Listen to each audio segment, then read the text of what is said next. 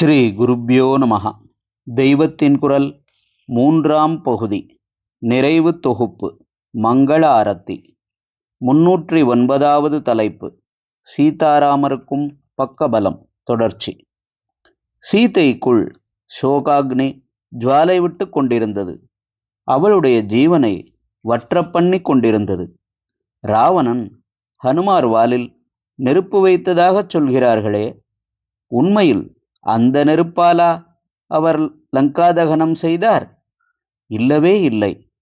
அந்த நெருப்புக்குள்ளேயே இன்னொரு நெருப்பை அவர் சேர்த்து கொண்டு இதனால்தான் ஊரை எரித்தார். சீதையின் சோகாக்னிதான் அது. யசோகவன்னிம் ஜனகாத்மஜாயாக ஆதாய தேனைவ ததாக லங்காம். ஜனகாத்மஜா என்றால் ஜானகி, சோகவன்னி என்றால் துயரமாகிற அக்னி. அவள் இருந்தது அசோகவனம், அவளுக்குள் இருந்தது சோகவன்னி. தேனைவ, அதனாலேயே, இந்த சோகாக்னியாலேயே, லங்காம் ததாக, லங்கையை எரித்தார். ஆஞ்சநேயருக்கு வாலில் நெருப்பை வைத்தும் கொஞ்சங்கூட அவரை அது சுடவில்லை.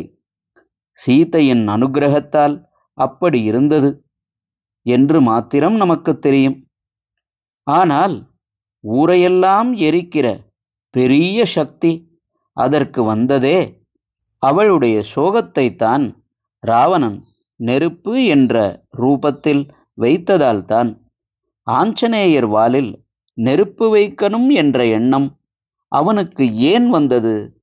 அவனுக்கு அந்த எண்ணம் வருகிற சமயத்தில் சீதை அதற்கு மேலும் சோகாக்னியில் வாடினால் பிரபஞ்சமே தாங்காது என்ற கட்டம் வந்தது. அது எப்படியாவது வெளியே வந்து செலவாகும்படி செய்ய வேண்டும். அதை யாராவது தாங்கிக் கொண்டு வெளியிலே விட்டுவிட வேண்டும். யாரால் தாங்க முடியும்? ஆஞ்சநேய சுவாமியை தவிர யாராலும் முடியாது. இதனால்தான் அவரை தண்டிக்கணும் என்று ராவணனுக்கு தோன்றினபோது ஈஸ்வர சங்கல்பத்தால் வாலில் நெருப்பு வைத்தால் என்ன என்று தோன்றிற்று. இப்படி ஆஞ்சநேயர் ஜனகாத்மஜாவின் சோகவன்னியை வாங்கிக் கொண்டே லங்கையை அதனால் தகனம் செய்தார். அது சாதுக்களை, சஜ்ஜனங்களை கஷ்டப்படுத்தாமல் துஷ்டர்களை மட்டும் தண்டிக்கும்படி செய்தார். அந்த அக்னி அவளுடைய சோகமாயிருந்ததால் தான் அவளுடைய பதிக்கு பரம பிரியராக பக்கபலமாக இருந்தவரை சுடாமல் அவருக்கு மாத்திரம் ஜில்லென்று இருந்தது. ஹரஹர சங்கர, ஜெய ஜெய சங்கர. தெய்வத்தின் குரல் மேலும் ஒலிக்கும்.